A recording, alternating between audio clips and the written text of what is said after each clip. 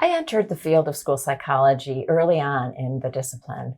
The field was just beginning in the mid-1980s when I was in graduate school, and I saw it as a great opportunity to really focus in on particular areas that needed more definition in the field. It was a field that was still defining itself, frankly, and I loved the opportunity that I had in coming in and honing in on the things that meant the most to me. And those are things like working with families and children, intervening in ways to help support their healthy development. So I had a lot of reign. I was given a lot of opportunity to select an area as sort of a niche and make it my own. And so it was a really good fit for me. When I started my career, and I began really focusing on growing a research program, I was really left on my own.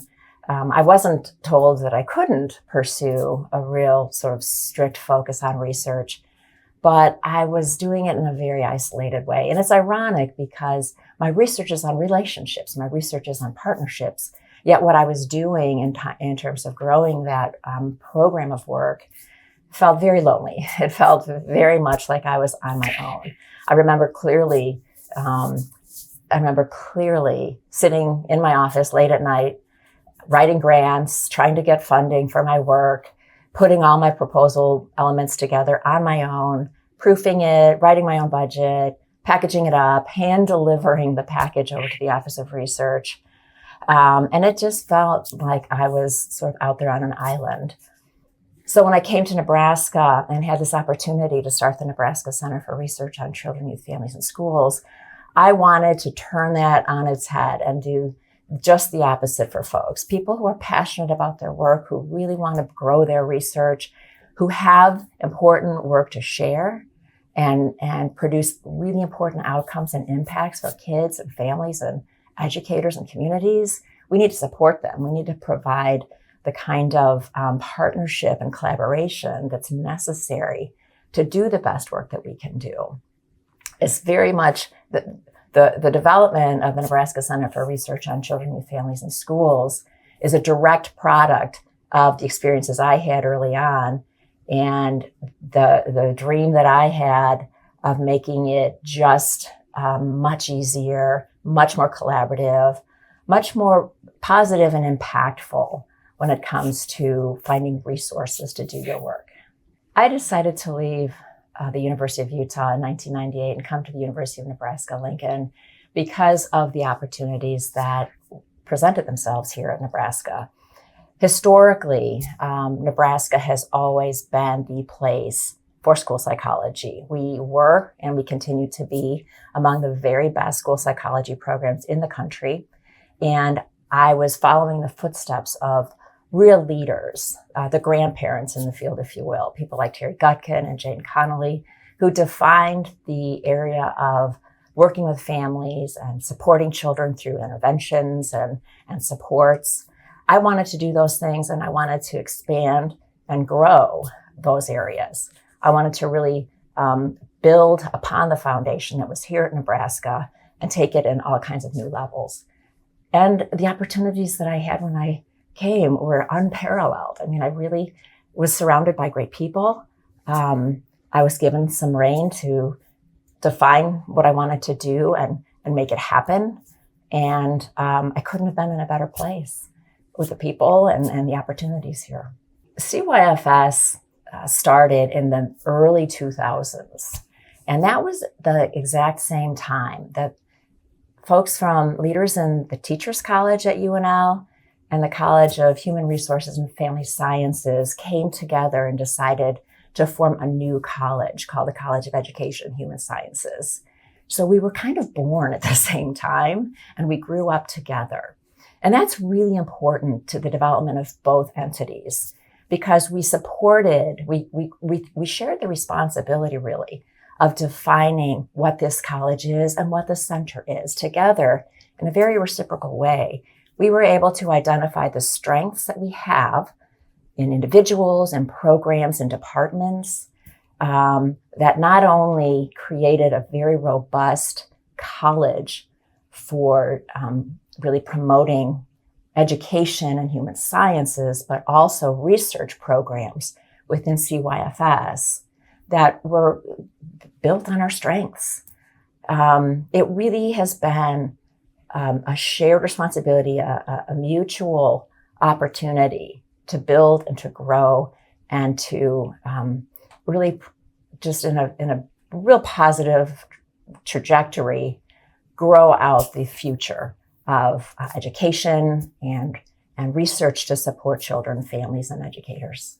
Probably the thing that makes me most proud when I think about the Nebraska Center for Research on Children, Youth, Families, and Schools and the experiences that I've had here in Nebraska are literally the thousands and thousands of children, teachers, families, and communities that have benefited from our work.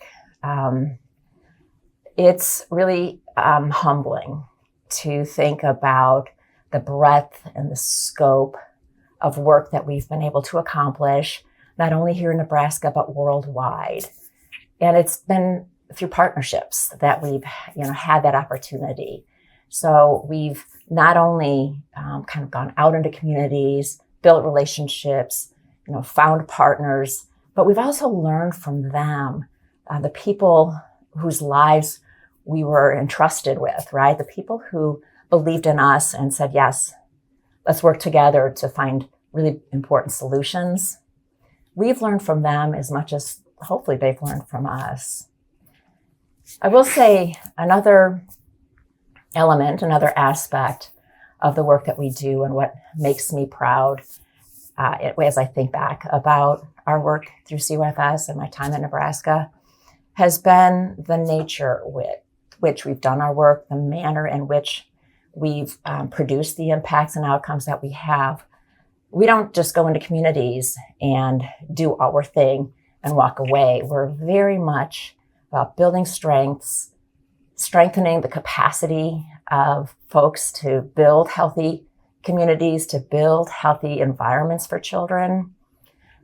We help partners learn how to really create the conditions to support the optimal kinds of experiences and outcomes for kids, so that as we fade out, communities, families, schools are left with an important toolkit, an important skill set to continue focusing on building the sort of what's best for kids. So yes, we've had impacts on the thousands of kids and families with whom we've directly worked.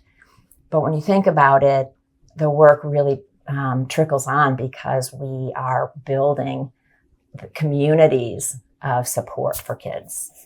The advice that I would give to an early career individual coming to UNL to sort of start their work is to first find your passion. I tell folks all the time, think hard about what you're passionate about. What is it about your work that will change the world? Hone in on that and stay true to that.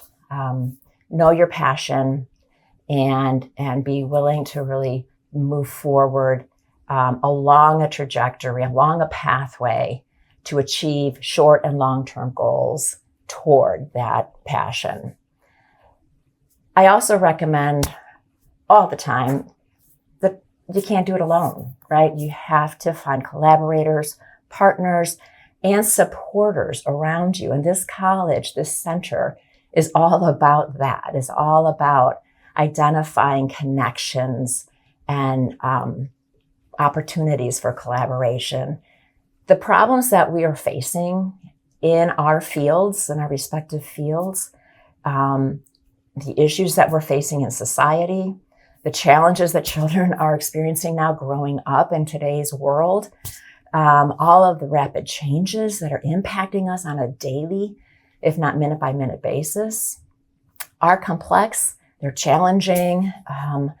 They're not unidimensional. No one discipline, no one individual can tackle any element of any of that on their own.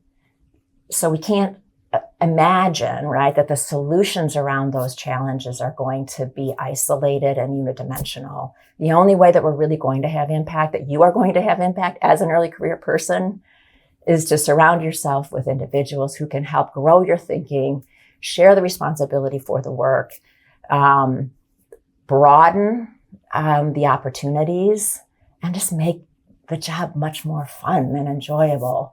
Also take advantage of the supports around you, not necessarily only in terms of collaborators and colleagues, but all of the support staff who are here for one purpose, and that is to help you be successful. So take advantage of that. It makes all of us feel so much better to see early career folks being successful. So it is a community. It is a community, it is a family. I talk about us in our collective work very much as a family. And the only way we can really sort of have the impacts that we dream of when we think about our passion is to do it as part of a community. When I think back about the things that stand out as far as my time here is concerned, it's the people. It is the people and the relationships that really define the work. It defines the environments. It defines the community. It's not ironic, probably, that my work is about families. My work is about relationships. My work is about partners and partnerships. And so I have to surround myself with people who share that passion and who lessen the load, if you will, when it comes to doing the really hard work of research, and especially research that is intended to have such impact.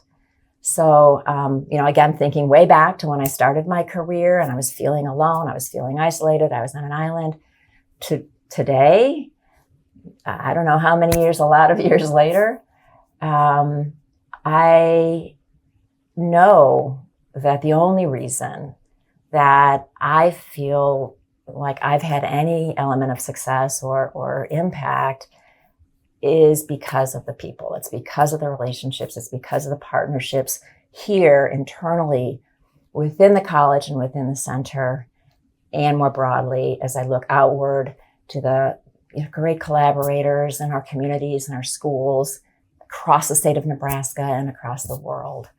So I cannot speak highly enough about the whole experience. I mean, the whole experience has been both personally rewarding. There's been a lot of growth through frustration and through celebration. But there's also been this, sense of family that I will carry with me forever. And I'm very, very grateful for that. The biggest thing that I'm looking forward to now as I transition into a new phase, a new stage, retirement, is just spending more time with family, primarily, spending more time with those personal relationships, those relationships most close to me. And that is with my husband, my children, my grandchild. I cannot wait to just sort of change the pace a little bit and really spend time. Certainly, I'll develop some new hobbies. I hope to develop some new skills. I won't sit still. That is probably not an option for me. So I'll continue to learn. I'll continue to do, but I'll do it at a different pace that just takes it all in and enjoys the moment.